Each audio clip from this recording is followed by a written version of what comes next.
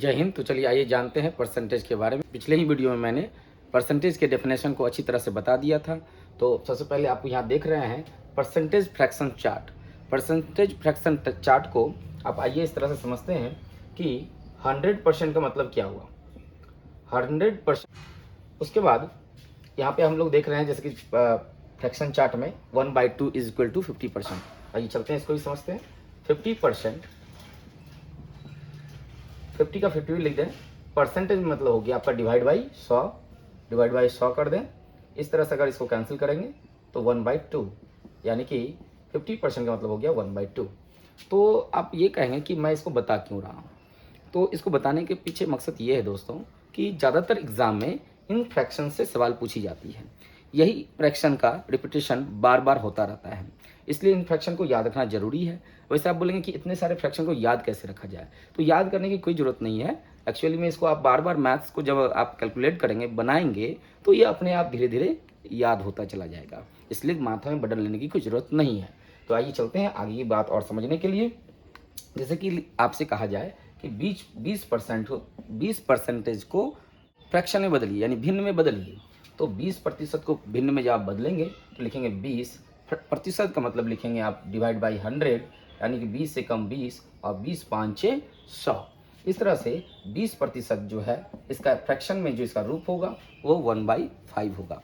फिर उसी तरह से आइए चलते हैं कि 16 सही 2/3% को फ्रैक्शन में बदलने के लिए, 16 सही 2/3% को फ्रैक्शन में अगर आपको बदलना हो तो आप क्या करेंगे दोस्तों। पहले तो इसको कैलकुलेट कर लें, यानी कि 16 तिया 48 और 2 50, 50/3% है तो डिवाइड बाई 100। चूँकि ऑलरेडी 3 डिवाइड में है तो इसी के बगल में लिख दें 100। इस तरह से 51 जा 50 और 52 जा 100, 1/6, 16 सही 2/3% का फ्रैक्शन आ गया है। तो इसको आप इस चार्ट को ठीक ढंग से उतार लें। इसका इस्तेमाल अभी मैं अब आपको अच्छी तरह से बताऊंगा जब मैं अभी आपको क्वेश्चन सॉल्व करके बताऊंगा। तो चलिए आइए चलते हैं क्वेश्चन को सॉल्व करने के लिए। तो जैसा कि आप लोग बोर्ड में देख रहे हैं, 2 क्वेश्चन है आपके सामने में। यदि किसी संख्या में से उसका 12 सही 1/2% जोड़ने पर प्राप्त संख्या 2025 होता है तो वो संख्या निकालें। तो आप लोग बच्चों अच्छी तरह से देख रहे होंगे, यहाँ पर जो प्रतिशत दिया हुआ है 12 सही 1/2% दिया हुआ है।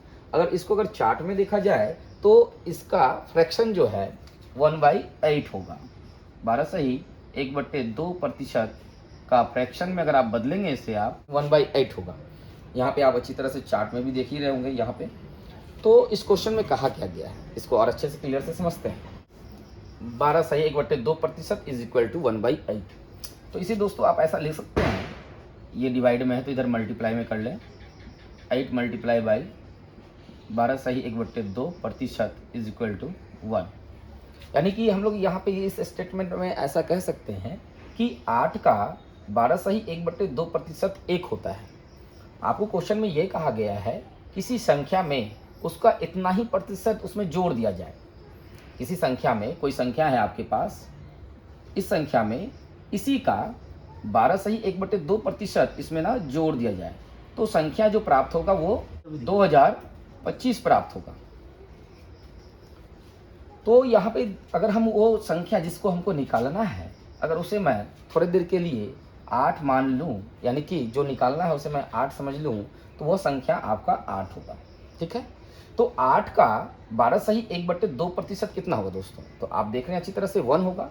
तो 8 में इसी नंबर का 12 सही 1/2% मतलब 1 जोड़ देने पर हो जाता है 9।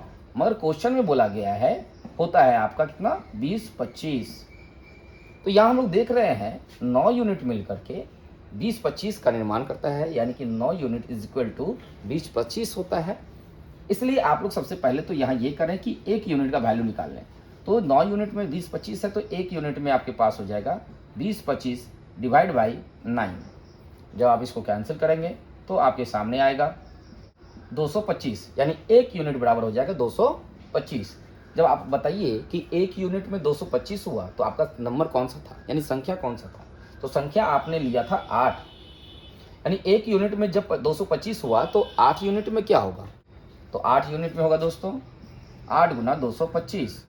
225 को 8 से मल्टीप्लाई करेंगे तो 8 पंचे 40, 4, 8 दूना 16, 4 20, 2, 8 दूना 16 और 2 18, 1800, यानी कि वह संख्या जो है आपका 1800 सही आंसर है। तो इस फ्रैक्शन के मेथड से बहुत ही आसानी और बहुत ही कम समय में मैंने इस क्वेश्चन को बना लिया है। तो उसी टाइप से एक और क्वेश्चन है आपके सामने में, चलिए इसको ही बनाकर देखते हैं और बहुत ही जल्दी और आसान तरीकों से ट्रिकली वे में बन जाता है फ्रैक्शन मेथड से। तो यहाँ पे क्या क्वेश्चन है दोस्तों कि किसी संख्या में उसका इतना प्रतिशत जोड़ने पर प्राप्त संख्या इतना हो जाता है। तो देखिए प्रतिशत क्या दिया दोस्तों, 16 सही 2/3%। तो 16 सही 2/3% जो होता है वो कितना फ्रैक्शन के बराबर होता है, 1/6 फ्रैक्शन के बराबर होता है। जैसा कि आप लोग चार्ट में देख रहे होंगे 1/6 जो होता है ये प्रतिशत में अगर बदला जाए तो 16 सही 2/3%, आज 16 सही 2/3% को अगर फ्रैक्शन में बदला जाए तो 1/6। तो आप यहाँ पे इसको इधर मल्टीप्लाई में ले लेंगे तो ऐसा आपको दिखाई देगा दोस्तों। 6 का 16 सही 2/3% 1 होता है। तो आपको जो संख्या निकालने दिया है उसे आप लेट कर ले 6। क्योंकि यहाँ क्वेश्चन में बोला है कि किसी संख्या में उसका इतना जोड़ने पर, इतना प्रतिशत जोड़ने पर, तो वह संख्या आपने लिया 6, 6 का इतना प्रतिशत कितना हुआ, 1 हुआ। तो इसी संख्या में 1 जोड़ने पर जो प्राप्त होता है वो 7 प्राप्त होता है। मगर अकॉर्डिंग टू क्वेश्चन देखा जाए तो 7 जो है 77 84 के बराबर होगा, क्योंकि उसका प्राप्त होता है 77 84 और आपका प्राप्त हो रहा है 7। इस तरह से 7 यूनिट 77 84 के बराबर है, तो 1 यूनिट किसके बराबर होगा, 77 84 डिवाइड बाई 7। जब आप इसको डिवाइड देंगे दोस्तों तो 1112 हो जाएगा। तो 1 यूनिट में 1112 हो जाएगा। तो आप बताइए कि आपका मेन नंबर क्या था, यानी कि आपने संख्या क्या लिया था, 6 लिया था।